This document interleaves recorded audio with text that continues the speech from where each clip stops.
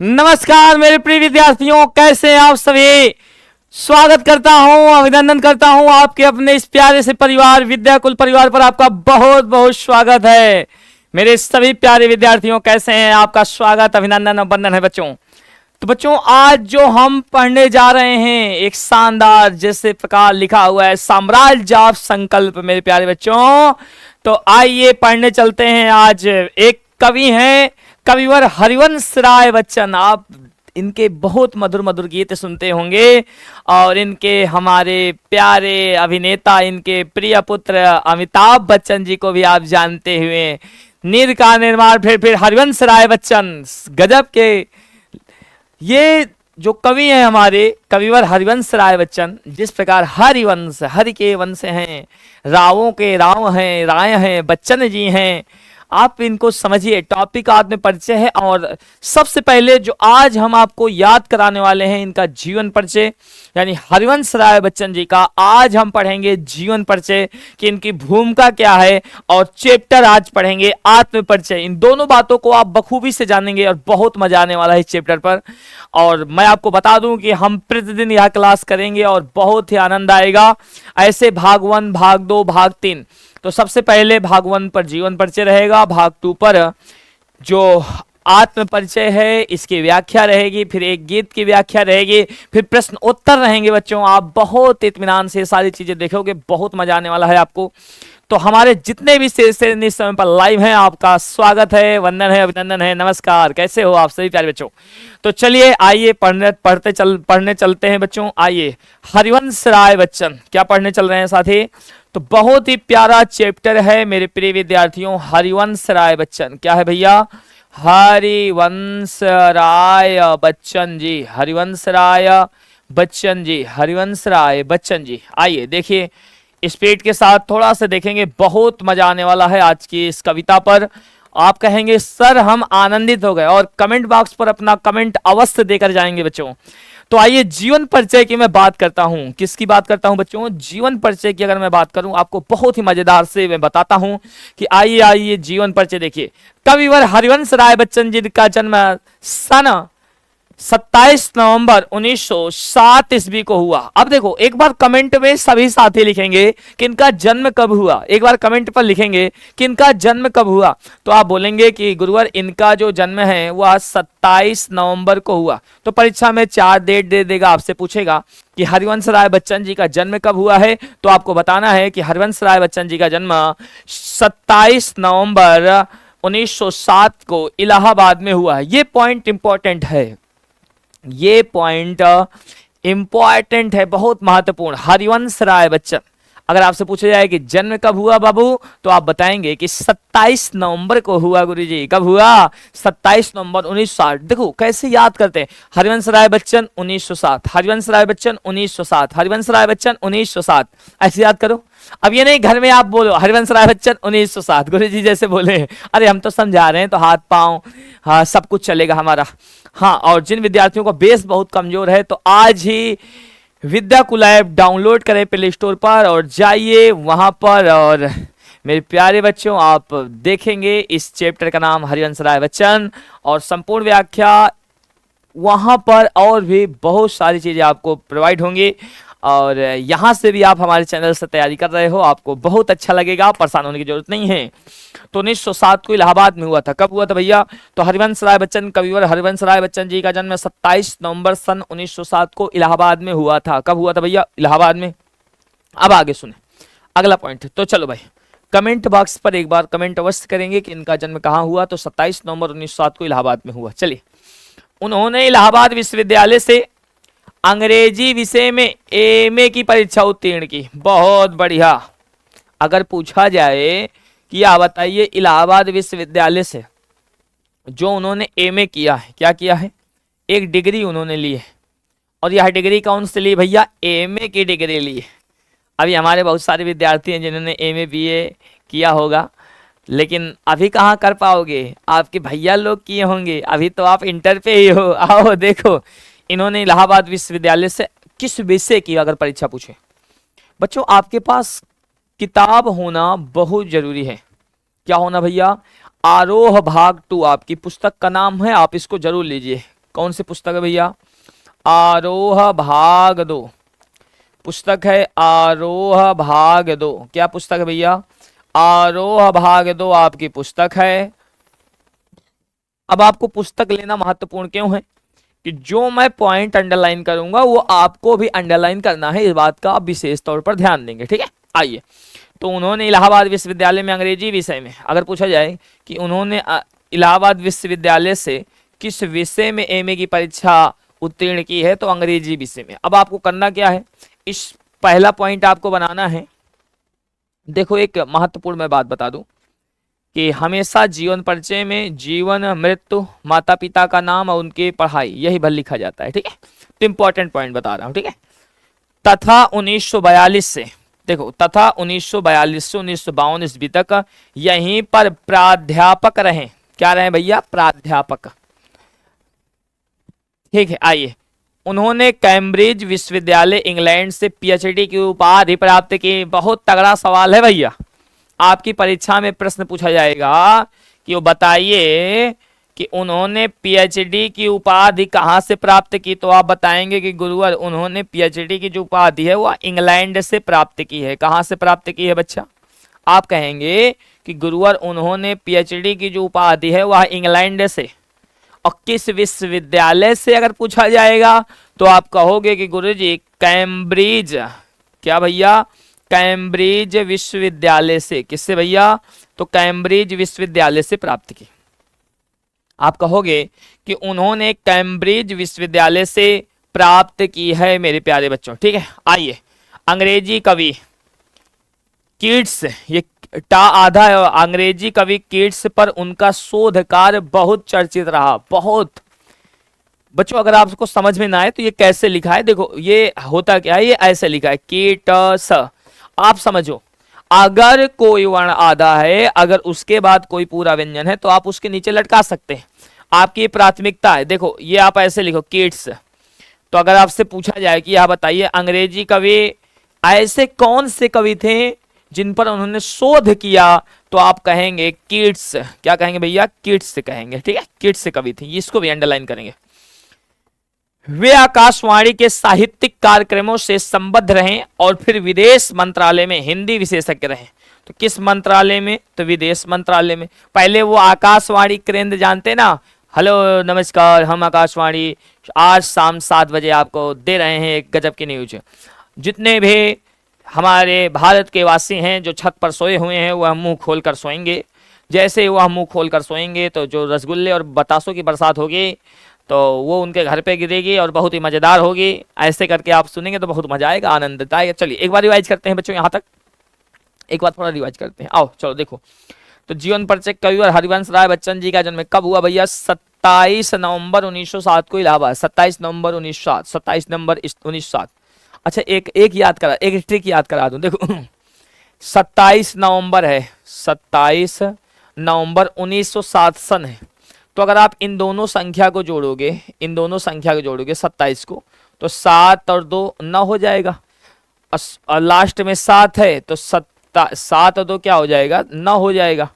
और ये 27 जो लिखा है लास्ट में 7 है तो 07 बना लीजिएगा, और यहाँ 1 तो 1907 हो जाएगा। देखो फिर समझिएगा, अगर पूछे जाएगी 1800 1900 है तो आप पहले 7 और 2 9 जोड़कर 9 जोड़ दीजिए तो इसको 19 बना लीजिएगा। अभी यहाँ लिख दीजिएगा 0, ये 7 में 7 बना दीजिएगा। बस आप इतना जान लो, ठीक है। महत्वपूर्ण भूमिका है। आइए, तो कह रहे हैं कि भैया इन्होंने इलाहाबाद विश्वविद्यालय से एमए किस विषय से किया? अगर आपसे पूछा जाए तो आप बोलेंगे गुरुजी अंग्रेजी विषय से किया है। किस विषय से भैया? अंग्रेजी विषय से। अगर आपसे पूछा जाए कि इन्होंने ये बताइए कि कब से कब तक ये प्राध्यापक रहे, तो आप बोलेंगे 1942 से 1952 तक ये प्राध्यापक रहे। अगर आपसे पूछा जाए कि किस विद्यालय, इंग्लैंड के किस विश्वविद्यालय से इन्होंने पीएचडी की उपाधि ग्रहण की, तो आप बोलेंगे कैम्ब्रिज, ठीक है। आइए आगे देखिए, उन्हें राज्यसभा के लिए मनोनीत भी किया गया। राज्यसभा के जो सदस्य उन्होंने मनोनीत किया गया और सन 1976 ईस्वी में पद्म भूषण से अलंकृत किया गया। अलंकृत का मतलब सम्मानित किया गया। अलंकृत का मतलब क्या है भैया? तो आप बोलेंगे अलंकृत का मतलब है गुरुजी सम्मानित किया गया। अलंकृत का मतलब क्या है? तो आप कहेंगे गुरुजी सम्मानित किया गया। अलंकृत का मतलब क्या है, तो सम्मानित किया गया। तो कब सम्मानित किया गया, वेरी वेरी 1976। कब भैया, 19। जन्म कब हुआ, देखो भैया जन्म हुआ 1907 है, क्या हुआ, 7 हुआ, ठीक है। और 60 साल बाद क्या हुआ, सम्मानित हुए। तो भैया 60 साल नहीं, सॉरी 70 साल बाद का, 71 साल बाद आप कह सकते हैं, लेकिन छोड़िए 71 1907 है। चलो इसी के ड्यूरेशन पर रहेगा, थोड़ा सा हमारी गणित भैया कमजोर है, मैं ऑब्जर्व करता हूँ हृदय से भैया। तो दो चट्टाने नामक रचना पर उन्हें साहित्य अकादमी से भी पुरस्कार, हाँ ये देखो, उनकी रचना ऐसी कौन सी रचना थी जिनसे उन्होंने साहित्य अकादमी पुरस्कार प्राप्त किया, तो आप बोलेंगे दो चट्टाने, क्या बोले भैया, दो चट्टाने, ठीक है। उनका निधन 2003 ईस्वी में मुंबई में हुआ था। कब हुआ था भैया, 2003 ईस्वी मुंबई में हुआ था। उनका जन्म 2003 ईस्वी मुंबई में हुआ था। क्या हुआ था भैया, 2003 में मुंबई में हुआ था।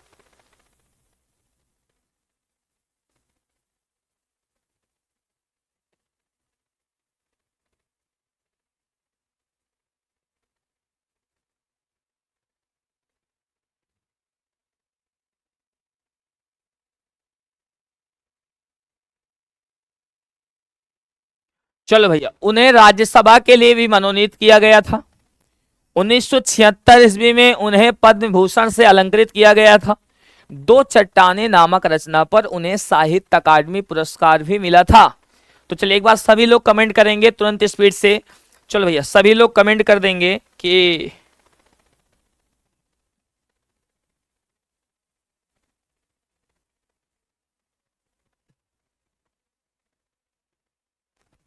ठीक है। चलो भाई आओ आगे।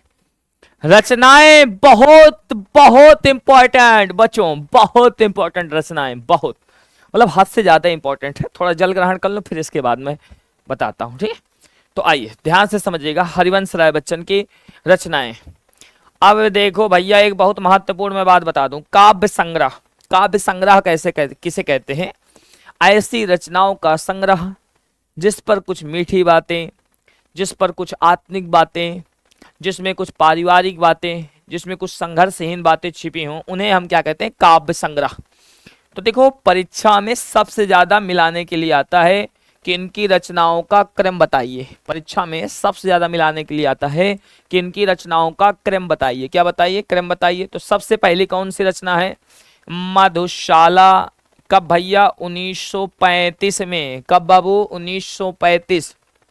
देखो आपको थोड़ा सा मेहनत करना पड़ेगा और इनकी रचनाओं की तिथि यानी डेट आपको याद करनी पड़ेगी। मधुशाला 1935 और मधुबाला 1938 और मधुकलश भी 1938 पर। सोचो इन्होंने एक ही साल दो रचनाएं और एक साल में बहुत सारी रचनाएं इन्होंने लिखा है, लेकिन मधुबाला और मधुकलश इन्होंने 1938 पर ही लिखा।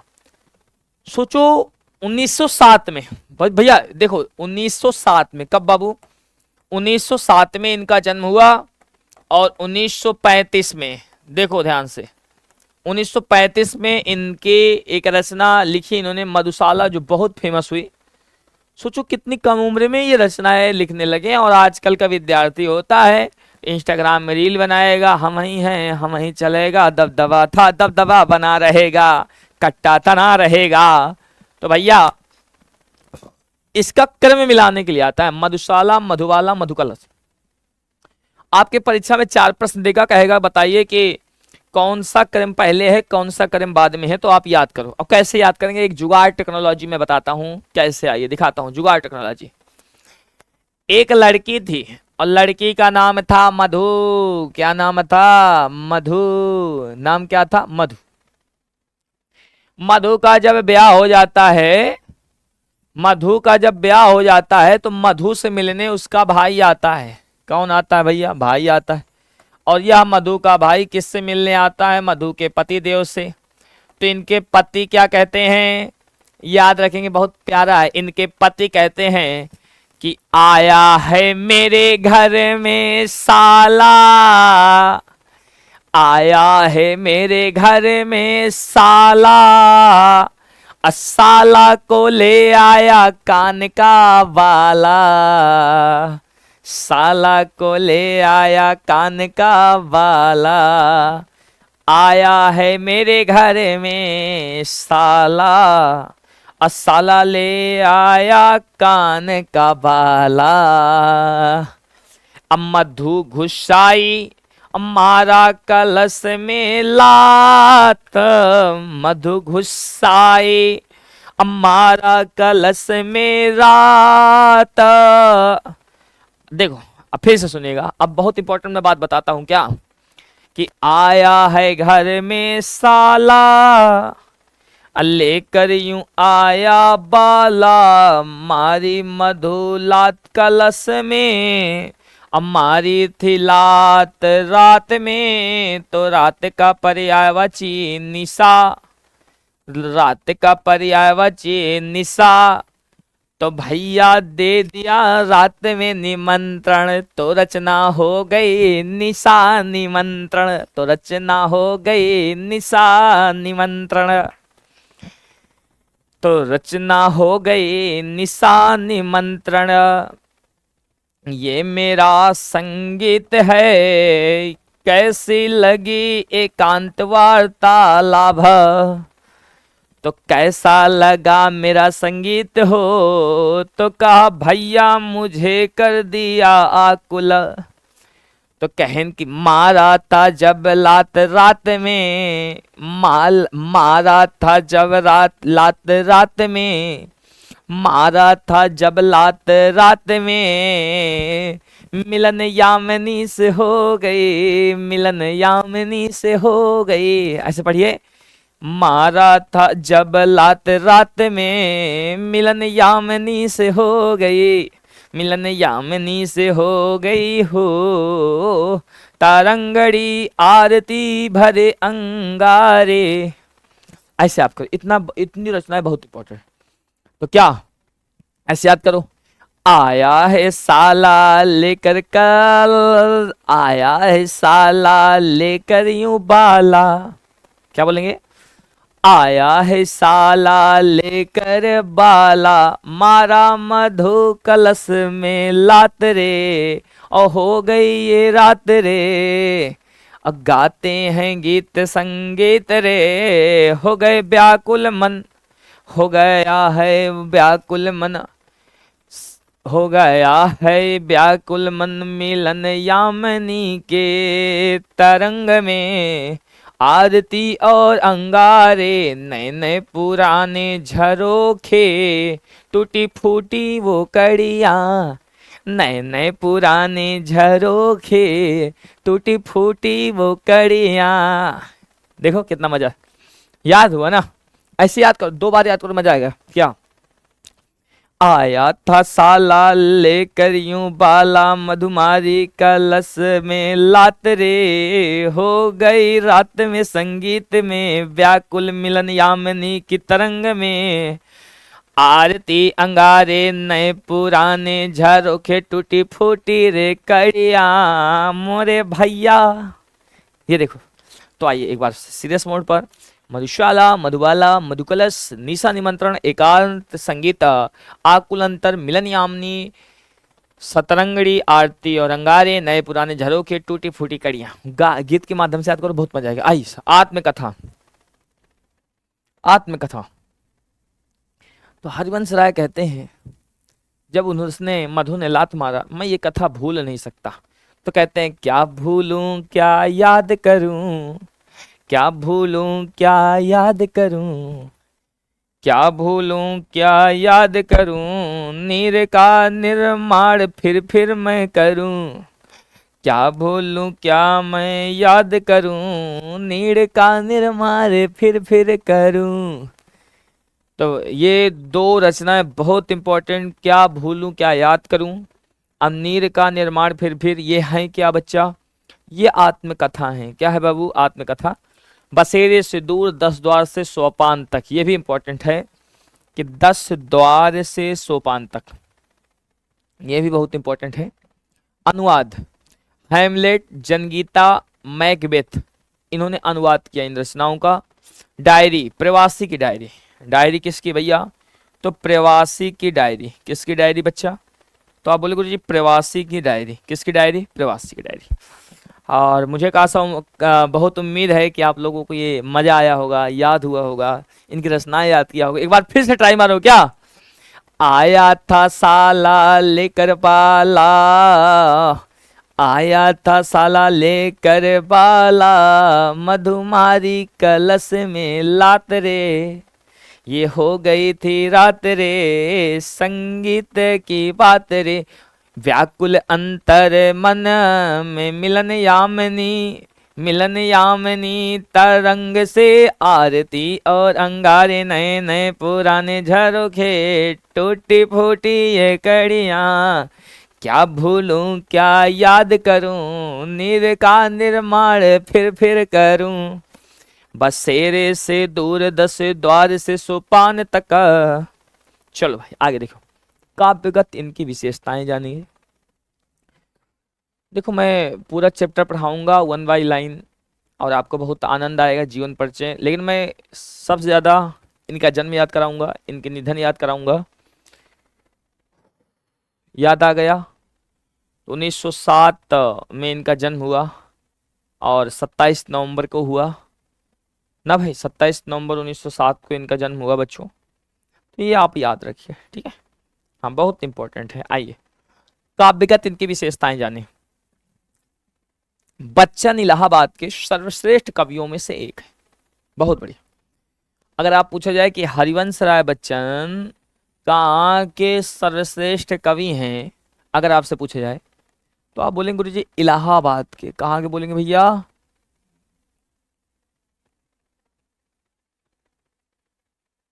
इलाहाबाद के। बच्चन इलाहाबाद के सर्वश्रेष्ठ कवि हैं। दोनों महायुद्धों के बीच मध्यम वर्ग के विक्षुब्ध विकल मन को बच्चन ने वाणी दी। दोनों महायुद्धों के बीच, दोनों महायुद्धों के बीच मध्यम वर्ग के विक्षुब्ध मन को बच्चन जी ने वाणी दी। दोनों महायुद्ध का मतलब क्या है? मनुष्य के अंदर और बाहर के जो युद्ध चल रहे हैं मन पर, उसमें जो ये मन व्याकुल हो गया है, उस पर इन्होंने बहुत बढ़िया आत्म परिचय दिया है कि मेरा मन क्या कहता है, मेरा मन क्या चाहता है। अच्छा, हम दूसरे को दोषारोपण करते रहते हैं कि यार ये नहीं, वो नहीं, वो नहीं, ये नहीं। कभी भी दूसरे को रोपण नहीं देना चाहिए। हमने एक बात जानी, कभी भी रोपण नहीं करना चाहिए। स्वतः से परिपूर्ण जीवन को मदमस्त रखना चाहिए। उन्होंने छायावाद की लाक्षणिक वक्रता की बजाय सीधी साधी जीवंत भाषा और संवेदना से युक्त गेय शैली में अपनी बात कही है। उन्होंने छायावाद की जो लाक्षणिक मतलब लक्षण जो प्रकट करते हैं, जैसे कहा कि राम तुम तो गधे के बाप हो, इसका मतलब ये नहीं कि राम गधा का बाप है, इसका मतलब है कि राम मूर्खों का बाप है। ये लक्षण प्रकट करता है। लेकिन उन्होंने लक्षण नहीं दिया बच्चों, उन्होंने सीधा क्या दिया है? अपने ही जीवन के बारे में उन्होंने जीवंत भाषा और संवेदना से युक्त गेय शैली में अपनी बात की। गेय शैली का मतलब क्या होता है? गाने योग शैली पर। उन्होंने कुछ घुमाया फिराया नहीं है, उन्होंने सीधा गाया है, अपने आत्म की मन की बात को प्रविष्ट किया है, बहाया है। इस समुद्र भरे संसार पे उन्होंने बहाया है कि मैं कैसा हूँ, मैं क्या खोजने के लिए निकला हूँ और क्या हो रहा है। उन्होंने व्यक्तिगत जीवन में घटी घटनाओं की सहज अनुभूति की ईमानदार अभिव्यक्ति कविता के माध्यम से की है। उन्होंने व्यक्तिगत जीवन में मतलब उनके जीवन में जो घटनाएं घटी हैं, जितनी भी सारी घटनाएं घटी हैं, उनको बहुत सहज मतलब होता है सरल। सहज का मतलब क्या होता है? सरल। अनुभूति का मतलब अनुभूति करने योग्य। ईमानदार अभिव्यक्ति कविता के माध्यम से की है। उन्होंने जितनी भी अपनी जीवंत कथाएं हैं, जितनी भी जीवंत घटनाएं उनके साथ घटी हैं, उन्होंने महसूस किया है। अनुभूति का मतलब महसूस किया है, और उन्होंने उस कविता को के माध्यम से अपने जीवन में हुई घटनाओं को लिखा है। यही विशेषता हिंदी काव्य संसार में उनकी प्रसिद्धि का मूलाधार है। जो आज हम हरिवंश राय बच्चन जी को याद करते हैं, यही उनकी उपलब्धता है, विशेषता है कि लोग आज उनको याद कर रहे हैं। अगर उन्होंने इतनी छोटी छोटी चीज जीवन की गहराई को नहीं लिखा होता। वो कहते हैं कि एक नन्ही चिड़िया 100 बार दाना लेकर चढ़ती है, 100 बार गिरती है, फिर 100 बार चढ़ती है, लेकिन हार नहीं मानती। वो कहते हैं कि हार नहीं मानूंगा, रार नहीं मानूंगा, जब तक सफल ना हो तुम, रार नहीं मानूंगा। आइए भाषा शैली देखिए। देखो शैली का मतलब क्या होता है? शैली का मतलब होता है अपने विचार प्रस्तुत करने का ढंग। शैली का मतलब क्या होता है बच्चों? अपने विचार प्रस्तुत करने का ढंग। हम अपने विचार किस प्रकार प्रस्तुत कर रहे हैं, किस प्रकार व्यक्त कर रहे हैं हम अपने विचारों को। जैसे आदमी कहता है यार तुम्हारे बात करने का मैनर नहीं है, तुम्हारे बात करने का मैनर नहीं रह गया, तुम्हारे ये ढंग नहीं रह गया तुम्हारे बात करने का। क्या नहीं नहीं यार हम तो अच्छा बोले, नहीं नहीं नहीं यार बेकार बोलते हो यार, तो वही है। तो भाषा शैली क्या थी? कवि ने अपनी अनुभूतियां सहज, कवि ने अपनी अनुभूतियां, अपनी जो अनुभूति हैं, जो अपनी याददाश्त हैं, स्मृतियां हैं, जिसको उसने महसूस किया है, उसको सहज एवं स्वाभाविक ढंग से प्रकट की। कवि जो पूरे संसार को देखता है कि संसार कितना निश्चल है, कितना पापी है, जो संसार की तरीके गाता है वो संसार उन्हीं को मानते हैं। अगर आप संसार की बातों को नहीं सुनेंगे, संसार आपकी नहीं सुनेगा। ये सारी बातों को बिल्कुल दर्द देकर उन्होंने अपनी कविता के माध्यम से इतनी गहराई में लिखी है। अब हम क्या बताएं, वही हाल है कि चोट तुझे लगे तो दर्द मुझे होता है, हे नायकी यदि चोट तुमको लग जाती है तो दर्द मुझको हो जाता है। इनकी भाषा आम व्यक्ति के निकट है, बिल्कुल। इनकी जो भाषा है, देखो ये सब अंडरलाइन वाले पॉइंट हैं। अगर पूछा जाए कि इनकी भाषा किसके निकट है, आम व्यक्ति के लिए, नेता लोगों के लिए, किसान लोगों के लिए, दुर्लभ व्यक्तियों के लिए, तो आप बताएंगे कि आम व्यक्तियों के लिए। बच्चन का कवि रूप सबसे विख्यात है। हरिवंश राय बच्चन का किस कवि का रूप सबसे ज्यादा विख्यात है? अगर परीक्षा में पूछा जाएगा तो आप बताएंगे कि हरिवंश राय बच्चन जी का। किसका भैया? हरिवंश राय बच्चन जी का सबसे ज्यादा। उन्होंने कहानी, नाटक, डायरी आदि के साथ साथ बेहतरीन आत्मकथा भी लिखी है। ये देखो बच्चन जी ने क्या क्या लिखा है, तो उन्होंने कहानी लिखा है, नाटक लिखा है, डायरी लिखा है, आदि के साथ बेहतरीन आत्मकथा भी लिखी है। आत्मकथा मतलब स्वयं की बातें। जैसे कहते नहीं है कि यार हम अपने विषय में एक डायरी लिख रहे हैं, आत्मकथा लिख रहे हैं। आत्मकथा जो खुद की कथा होती है, लेखक उसमें खुद अग्रणी रहता है, उस पे लेखक की बातें होती हैं, स्वयं की बातें होती हैं। इनकी रचनाएं ईमानदार, आत्मस्वीकृति और प्रांजल शैली के कारण आज भी पठनीय हैं। देखो इनकी जो रचनाएं हैं वो रचनाओं में ईमानदारी झलकती है, किसी का चुराया हुआ नहीं है। ये ईमानदारी से इन्होंने सारा कार्य किया है। आत्मस्वीकृति, जब आप पढ़ेंगे तो आपकी आत्मा स्वीकृति प्रदान करेगी, गवाही देगी कि वाह क्या कवि है यार, दिल में छा गया। प्रांजल शैली, प्रा प्लस अंजल, अपने को समर्पण करने की भावना से, इस शैली के कारण आज भी इनकी जितनी भी रचनाएं हैं वो क्या है, पठनीय है। तो भैया इन्होंने कहा कि हमारी जितनी भी रचनाएं हैं वो सब की सब क्या है, पठनीय है।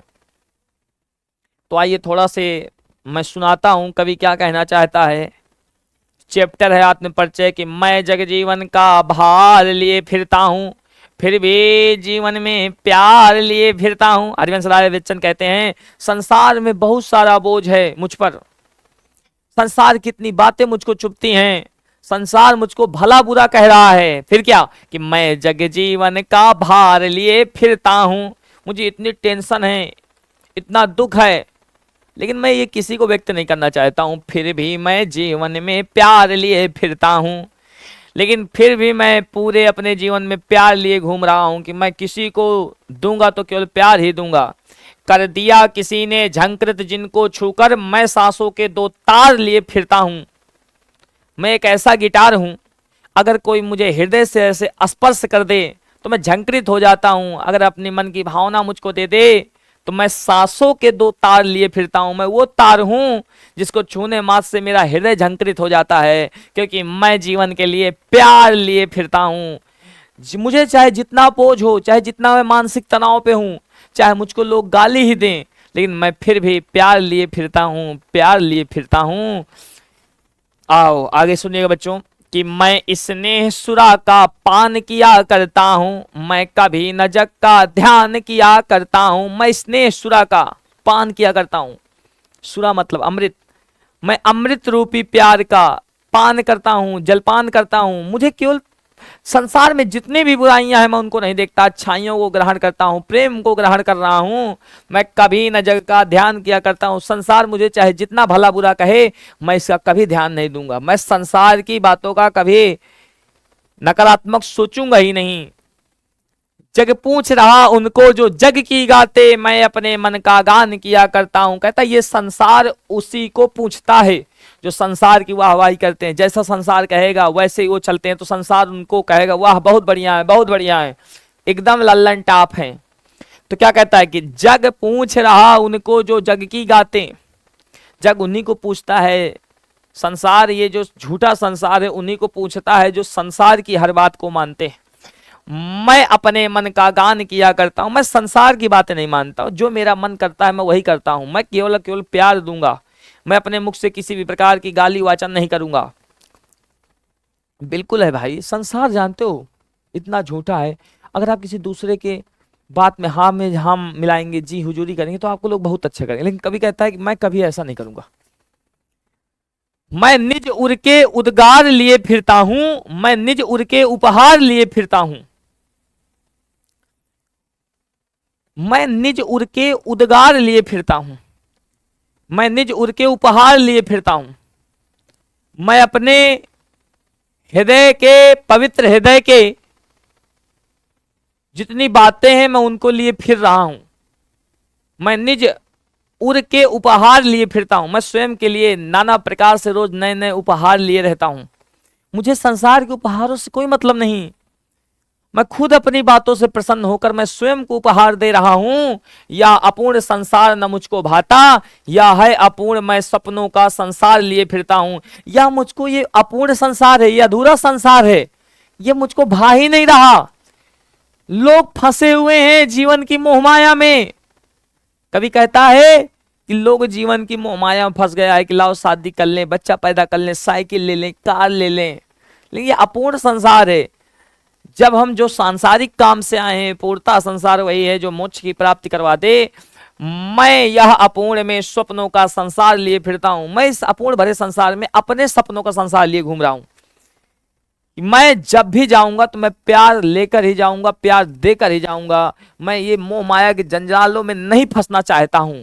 कवि की क्या, वाह क्या गजब भाई, तालियों स्वागत करना चाहता हूं। मैं जला हृदय में अग्नि दहा करता हूं, सुख दुख दोनों में मग्न रहा करता हूं। जग भव सागर तरने को नाव बनाए, मैं भव मौजों में मस्त बहा करता हूं। मैं जला हृदय में अग्नि दहा करता हूं। मेरे हृदय में बहुत पीड़ा है। ये मेरे हृदय में जो अग्नि दधकती है, मैं जला हृदय में अग्नि दहा करता हूं। मैं इसमें तप रहा हूं अपनी हृदय की गर्मी से। सुख दुख दोनों में मग्न रहा करता हूं। संसार से केवल सुख चाहता है, लेकिन मैं इस हृदय की गर्मी को बर्दाश्त करते हुए सुख दुख दोनों में मस्त रहता। सुख रहेगा तो मैं सोचूंगा कि यह ईश्वर की कल्पना है, दुख रहेगा तो मैं सोचूंगा यह मेरी कल्पना है। कभी ना कभी मेरे जीवन में तो सुख और दुख दोनों आएंगे। जग भव सागर तरने को नाव बनाए, ये पूरा संसार है इस माया मोह जाल से तर जाने के लिए एक नाव तैयार करता है, मनगढ़ंत नाव तैयार करता है। लेकिन क्या, मैं भाव मौजों पर मस्त बहा करता हूं। ये जो संसार है, ये सागर में नाव बना करके ताप पार लगने की बात करता है। लेकिन मैं इन मौज में, मतलब मैं इन लहरों पर ही मौज कर रहा हूं, तैर रहा हूं। मुझे नाव की कोई आवश्यकता नहीं। क्यों? क्योंकि मैं संसार से दूर रहता हूं, संसार की बातों से दूर रहता हूं। मस्त हवा में मैं अपने ही गाता, अपने ही सुनता हूं। मैं संसार की नहीं देखता हूं। क्या कवि है यार, क्या गजब का कवि। इसका मतलब वही है, न माधो का लेना न साधो का देना। अपना काम बनता, भाड़ में जाए जनता, मुझसे इससे मतलब नहीं। मैं अपने बातों पर मस्त रहूंगा, मौज करूंगा, मौजा ही मौजा, हारी कुड़ी हुड़ी मौजा ही मौजा, मौजा ही मौजा। मैं यौवन का उन्माद लिए फिरता हूँ, उन्मादों में अवसर लिए फिरता हूँ, जो मुझको बाहर हंसा रुलाती भीतर, मैं हाय हाय किसी की याद लिए फिरता हूँ। मैं यौवन का उन्माद लिए फिरता हूँ, मैं ये जो युवा रूपी शरीर है मैं इसको लिए घूम रहा हूँ, टहल रहा हूँ। मैं अक्सर आपदा में भी अवसर खोज लेता हूँ, उन्मादों में भी अवसाद लिए फिरता हूँ। जो मेरे लिए आपदा बन गए हैं मैं उस क्षणों पर भी अपने अवसर को खोज लेता हूँ। छोटी छोटी बातों में मुस्कुराहट खोजता हूँ, हर एक दुख भरी बातों पर भी मैं सुख की राह में चल देता हूँ। जो मुझको बाहर हंसा रुलाती भीतर, एक मेरी संगनी है जो मुझको बाहर से तो बहुत हंसाती है, बाहर दुनिया सोचती है ये किसी अपनी छमिया से फगुनिया से प्यार करता है, फगुनिया फगुनिया फगुनिया फगुनिया रुलाती, लेकिन भीतर से हाय करेजा तो हरे बिना हमारे जीरा नहीं लागे, दिल नहीं लगे। मैं हाय किसी की याद लिए फिरता हूँ, मैं उस अपनी बंदी की याद में घूमता फिरता हूँ, लेकिन मैं फिर भी मस्त रहता हूँ। मुझे संसार से कोई शिकायत नहीं कि संसार मुझे उससे मिलने नहीं दे रहा है, बात नहीं करने दे रहा, मुझे उससे एक रात मात्र भी रत्ती भर फर्क नहीं पड़ता। कर यत्न मिटे सब सत्य किसी ने जाना, नादान वही है हाय जहां पर दाना। फिर मूढ़ न क्या जग जो इस पर भी सीखे, मैं सीख रहा हूं सीखा ज्ञान भुलाना। कर यत्न मिटे सब सत्य किसी ने जाना, प्रयत्न करने से सारे दुख मिट जाते हैं, सत्य किसी ने जाना, लेकिन सत्य कोई नहीं जान सकता है। जो सत्य जानेगा वह नादान नहीं है, नादान वही है हाय जहां पर दाना। वो नादान बना है कि जहां पर आपको खाने के लिए मिल जाए वहीं भागता फिर रहा है। फिर मूढ़ न क्या जग जो इस पर भी सीखे, ये संसार आपके लिए मूर्ख है जो मैं यहां पर भी कुछ नहीं सीख सकता, कि संसार उसी को केवल खिला पिला रहा है जो संसार की बातें कह रहा है। मैं सीख रहा हूं सीखा ज्ञान भुलाना, मैं सीख रहा हूं कि जो संसार मुझसे कहलवाना चाहता है मैं कदापि नहीं कहूंगा। अब मैं ये जितना भी संसारिक ज्ञान को सीखा हूं यहीं पर भूल जाना चाहता हूं।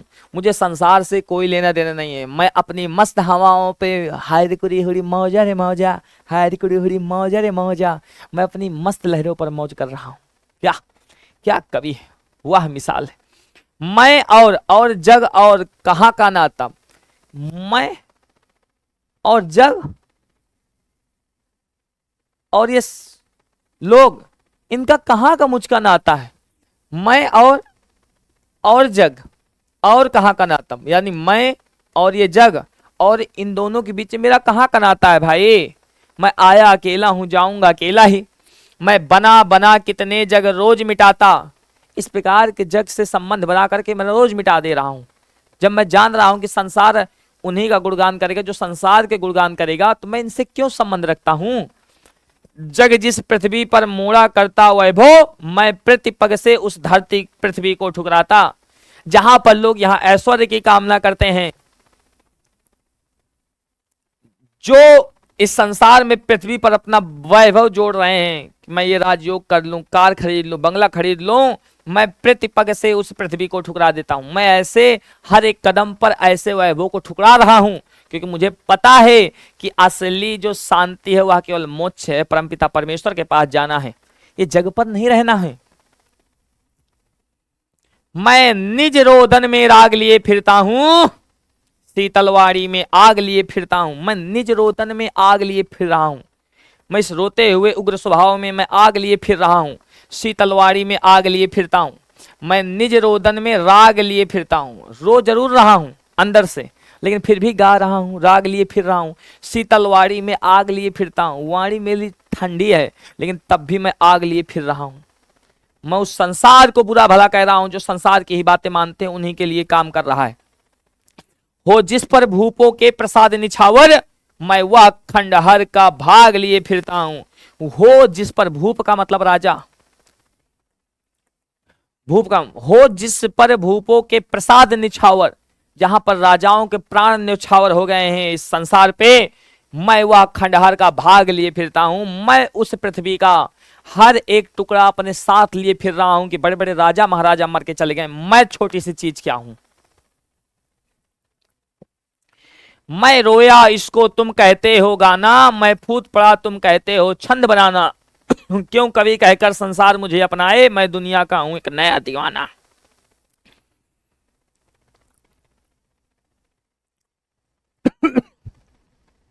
1 मिनट दोस्तों।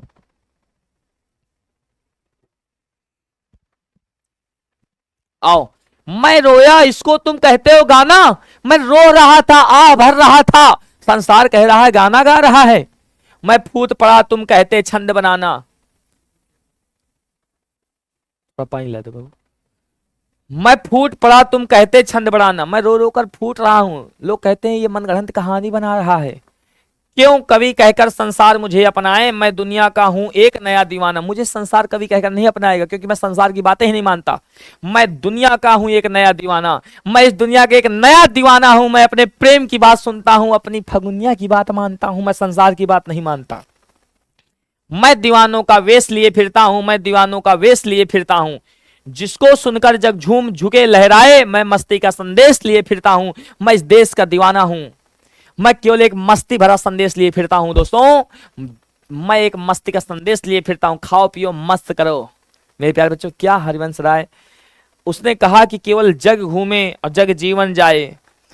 तो मेरे प्यारे बच्चों, इसके प्रश्नोत्तर हम अगले भाग में देखेंगे और एक गीत चैप्टर देखेंगे। तो चलिए मेरे सभी प्यारे बच्चों, नमस्कार, जय हिंद, जय Bharat. Thank you all guys.